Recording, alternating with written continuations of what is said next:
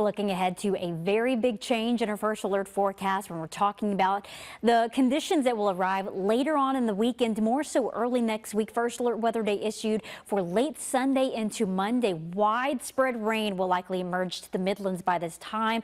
But not only are we just looking at rain, there could be some thunder embedded with any of this activity, pockets of heavy downpours, and that could result in some localized flash flooding concerns across parts of the area to kick off early next week. So we've got a couple of more days in our forecast where we're going to enjoy the dry, also borderline hot conditions before that all comes to an end by early next week. Not any, we don't have any rain to talk about out there this afternoon, I should say, but there are a decent amount of clouds, especially along and south of I-20. That thick bank of clouds developed overnight and into this morning, but you can actually see it slowly eroding overhead, so we'll enjoy more sunshine as the day goes on. That weather system that will make a big impact to our forecast late Sunday night into Monday. Off to our north and west, it's a stationary front currently. Look at all of that rain, thunderstorm activity drifting northward, spreading across much of the Midwest. This will result in a high flood risk, also a high-end severe weather threat, especially across Arkansas, back up to the north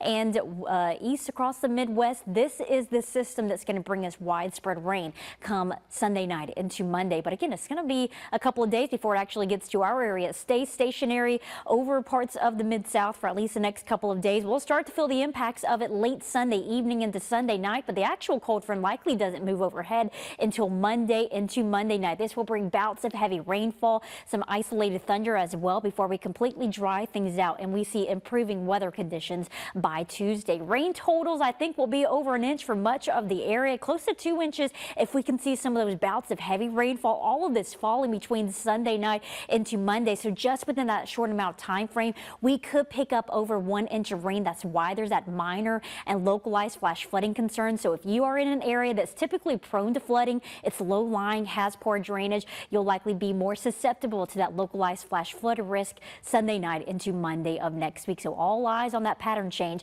that's just a couple of days away. We're not going to see any sort of rain for today. It's plenty warm and dry, that's for sure. That southeasterly breeze already pushing temperatures to near 80 right now. We're looking at a high close to 89 this afternoon. Same story tomorrow. So that does put those record high temperatures somewhat in jeopardy. Going to be a very close call if we either tie or even break the record high. Record high for today and tomorrow, 91 degrees. So just goes to show how warm this air mass is going to be. But once that cold front makes an appearance Sunday night into Monday, it will drop temperatures to the 60s and 70s just about all next week. But after Monday, then we'll completely dry things out for the majority of the week.